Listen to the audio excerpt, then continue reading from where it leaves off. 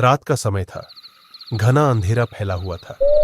सुनसान हाईवे के किनारे एक पुराना ढाबा था, जहां अक्सर सफर करते लोग रुकते थे, कुछ खाने के लिए, कुछ बस थोड़ी देर आराम करने के लिए। लेकिन यहां एक और शख्स आता था, जिसका मकसद सिर्फ खाना या आराम करना नहीं था।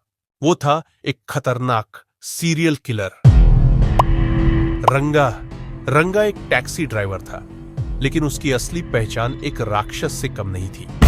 हर रात वो अपनी टैक्सी लेकर इसी ढाबे के पास खड़ा होता और किसी मासूम को शिकार बनाने का इंतजार करता।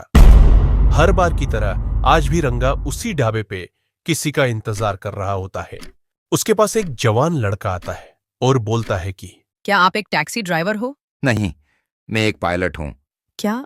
अरे अब टैक्सी ड्राइवर का यूनिफॉर्म पहना हूं तो टैक्सी ड्राइवर ही हूं ना अब। नहीं, मेरे कहने का मतलब वो नहीं था।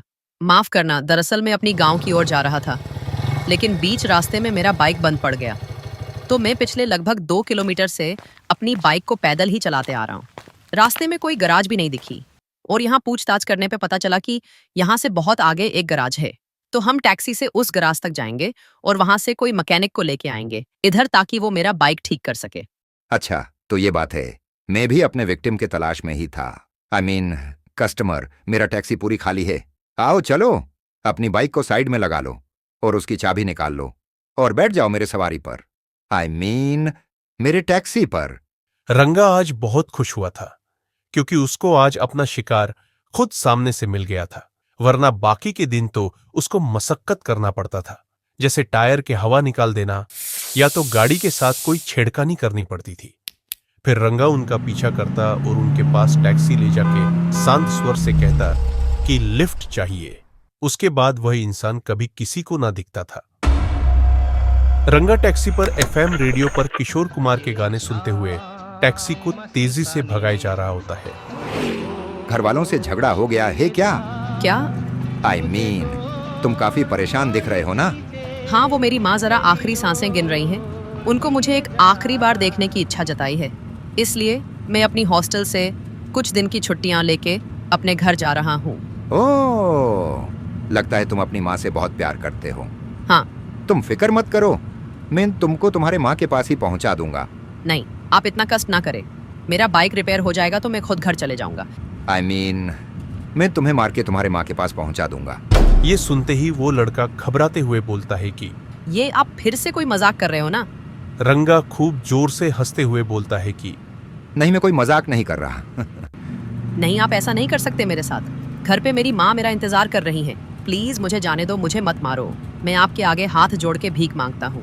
रंगा गाड़ी को एक सुनसान से रोड पर लगाता है। रंगा कार के ग्लव बॉक्स से एक चाकू निकालता है।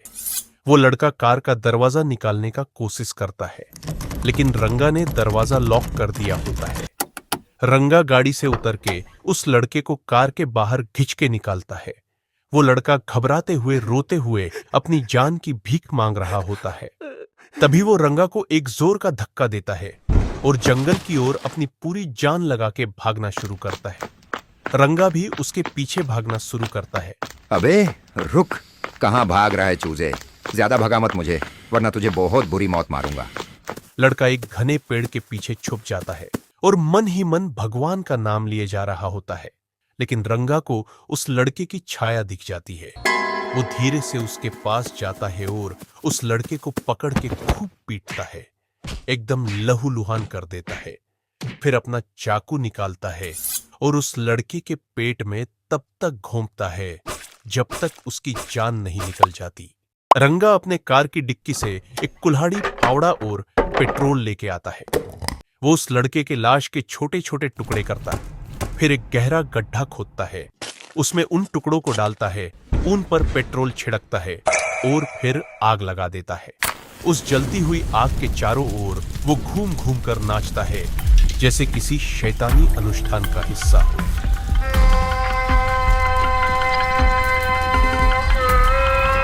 आज फिर रंगा उसी ढाबे पे बैठा होता है। उसकी आंखें अपने शिकार की तलाश कर रही होती है। उसकी नजर एक महिला पर पड़ती है। रंगा मन ही मन मुस्कुराते हुए बोलता है कि मिल गई शिकार मुझे। रंगा छुपते छुपाते उस महिला की कार तक जाता है और कार के नीचे घुस के डीजल पाइप कट कर देता है। और जब वो महिला अपना खाना खत्म करके उस ढाबे से निकलती है तो रंगा अपनी टैक्सी से उस महिला के कार का पीछा करता है। कुछ दूरी जाने के बाद उस महिला की कार बंद पड़ जाती है। वो महिला कार से उतर के पीछे देख ही रही होती है, तभी उसे रंगा की टैक्सी दिखाई पड़ती है। वो उससे हाथ दिखा के लिफ्ट मांगती है। रंगा हमेशा की तरह अपनी टैक्सी धीरे से उसके पास ले जाके रोकता है और शांत स्वर से बोलता है कि क्या मैडम, लिफ्ट चाहिए? हाँ भाई साहब, अच्छा हुआ आप मिल गए। मेरी कार की डीजल खत्म हो गई, पता नहीं कैसे। ना घर से निकलते वक्त तो टांकी फुल करा ली थी। मैडम, शायद सर्विसिंग की इशू होगी कोई। खैर मैडम, आप कहाँ जा रही हो? यहाँ से 80 किलोमीटर बाद एक शहर पड़ती है, आप मुझे वहीं ड्रॉप कर दो। मैं अपने हस्बैंड को वहीं कॉल करके बुलवा दूंगी। वो महिला रंगा के कार में बैठ जाती है और रंगा हमेशा की तरह एफएम पर गाना बजाते हुए अपनी टैक्सी फुल स्पीड में चला रहा होता है। वैसे मैडम, इतने रात गए आपको ऐसे अकेले निकलना नहीं चाहिए था। इतने रात गए चोर, डाकू, जंगली जानवर का खतरा होता है ना। हाँ, वो मैं अपने मायके गई हुई थी तो वहीं से निकलते देर हो गई। रंगा उस महिला से बात करते हुए अपनी टैक्सी को धीरे धीरे हाईवे से दूर किसी सुनसान इलाके में ले जाता है। घना जंगल, वीरान सड़क, चारों तरफ अंधेरा और बीच में सिर्फ उसकी टैक्सी की जलती हुई लाइट। रंगा अपना टैक्सी धीमा करता है। वहां पहुंचते ही रंगा अपना असली रूप दिखाता है।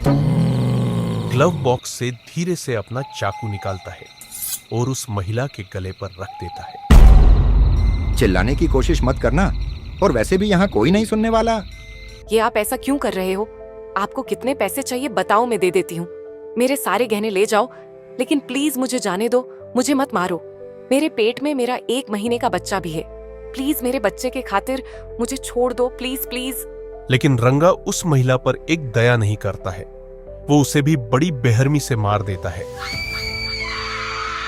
फिर हमेशा की तरह उस महिला के भी टुकड़े करके उसको एक गड्ढे में डाल के उस पर आग जला के नाचना शुरू करता है। वो नाच के वापस आता है तो देखता है कि उसकी मोबाइल फोन पर उसके संस्था के एक साथी की ओर से 12 मिस कॉल्स आए हुए थे। वो उसे कॉल बैक करता है तो सामने से वो साथी बोलता है कि रंगा सुन, कोई एक 3 स्टार पुलिस ऑफिसर है, इंस्पेक्टर अर्जुन। वो हाल ही में हमारे संस्था के एक सीरियल किलर को पकड़ लिया है, मुकेश नाम का, जो कि दी पेन किलर के नाम से फेमस था। उसको फांसी की सजा भी दे दी गई है और अब वो इंस्पेक्टर हम सारे सीरियल किलर्स के पीछे है। और सुनने में आया है कि वो अभी हाईवे में गायब होने वाले लोगों के केस इन्वेस्टिगेट कर रहा है। मतलब कि वो अब तेरे पीछे पड़ा हुआ है। हाँ तो पढ़ने देना, मैं उससे कोई डरता नहीं हूं। नहीं रंगा, तू उस इंस्पेक्टर को हल्के में मत ले और कुछ वक्त के लिए अंडरग्राउंड हो जा। इसी में तेरी भलाई है। हमारी संस्था के सारे सीरियल किलर्स सब अंडरग्राउंड हो चुके हैं और तू भी हो जा। इतना कह के वो अपना फोन कट कर देता है। रंगा गुस्से से चिढ़चिढ़ाते हुए अपना फोन वहीं पटक के तोड़ देता है और वहीं से टैक्सी लेके शहर के बाहर कहीं जाके अंडरग्राउंड हो जाता है। कई साल बीत गए। अब पुलिस रंगा की खोज करनी बंद कर दी थी। अब रंगा वापस अपने शहर लौट रहा होता है। रात का समय था, ठंडी हवाएं चल रही थी। उसने हाईवे पर अपनी टैक्सी रोकी और एक सिगरेट जलाई। तभी रंगा को सामने एक महिला खड़ी दिखाई दी जो कि लिफ्ट के लिए हाथ दिखा रही होती है। रंगा का तो मानो खुशी का ठिकाना न रहा।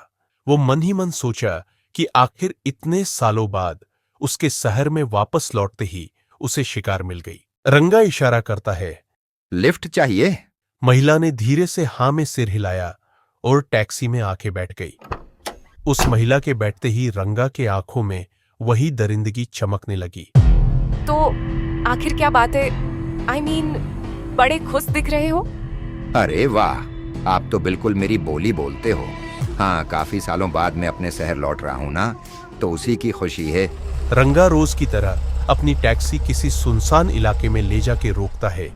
रंगा ग्लव बॉक्स खोलता है अपना चाकू निकालने के लिए, लेकिन उसे अपनी चाकू मिली नहीं वहां। रंगा काफी हैरान हो गया।